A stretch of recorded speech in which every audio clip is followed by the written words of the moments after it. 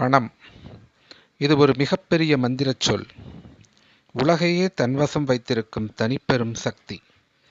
பணம் என்று சொல்லும்போதே இரத்த நாளங்கள் எல்லாம் உற்சாக ஊற்றெடுக்கும் உந்து உணர்வு. பலரும் பணம் பணம் என்று தேடும் பாசமிகு உறவு இது. மேடையில் பேசும் பலரும் பணத்தை குறைவாகவும் பாசத்தை உயர்வாகவும் பேசுவார்கள். பேசி முடித்ததும் வெறும் கவரை கொடுத்தால் வாங்குவார்களா? அதுதான் இல்லை. வீட்டில் உள்ள உறுப்பினர்கள் கூட நான் உன் மீது எவ்வளவு பாசம், அன்பு, மரியாதை வைத்துள்ளேன் தெரியுமா என்று கேட்டால் சிரிப்பார்கள். காசுதான் கடவுள், காசுதான் எதிர்கால கனவு, காசுதான் காப்பாளன். கோயிலுக்கு போனால் கூட பணம் அதிகம் கொடுப்பவர்க்கு தனி மரியாதைதான். அறிவாளியாக வேண்டும் என்றாலும், எவ்வளவு உழைத்தாலும், மேலும் மேலும் படிக்க நல்ல வேலைக்கு போக பணம் வேண்டும். இப்படி சொல்வது பலருக்கும் எதிர்மறையாக தோன்றினாலும் நடைமுறையில் இதுதான் 100% உண்மை.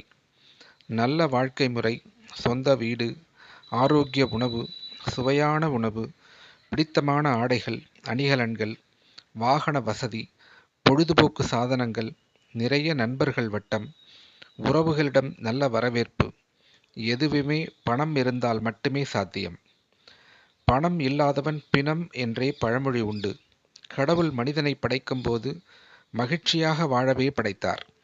அதற்கு பல்வேறு வழிகளையும் கொடுத்தார். மனிதன் மகிழ்ச்சி மட்டுமே வேண்டும்.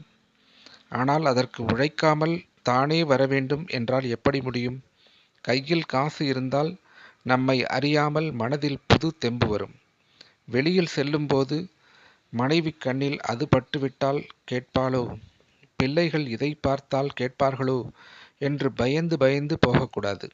எது தேவையோ, எது இல்லை என்றால் நம்மால் மகிழ்வாக வாழ முடியாதோ, எது இல்லை என்றால் நமக்கு மதிப்பு கிடைக்காதோ, அதை அடைய நாம் முயன்றே ஆக வேண்டும்.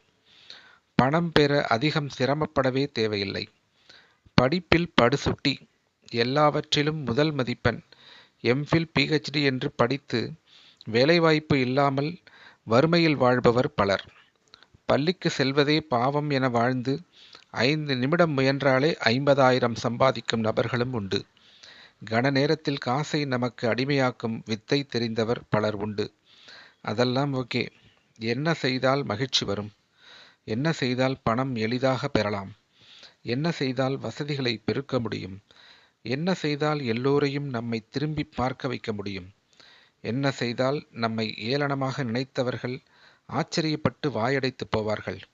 என்ன நினைத்தால், என்ன செய்தால் உலகம் நம் பின்னால் கைகட்டி நிற்கும்? ஒரே வழி, பணம் பெறும் எளிய வழிகளை இப்பொழுதே முழு கவனத்துடன் கையாள்வது. அதை தெரிந்து கொள்ள வேண்டுமா? ஒரு நாள் காத்திருங்கள். அடுத்த பதிவில் சந்திப்போம். நன்றி.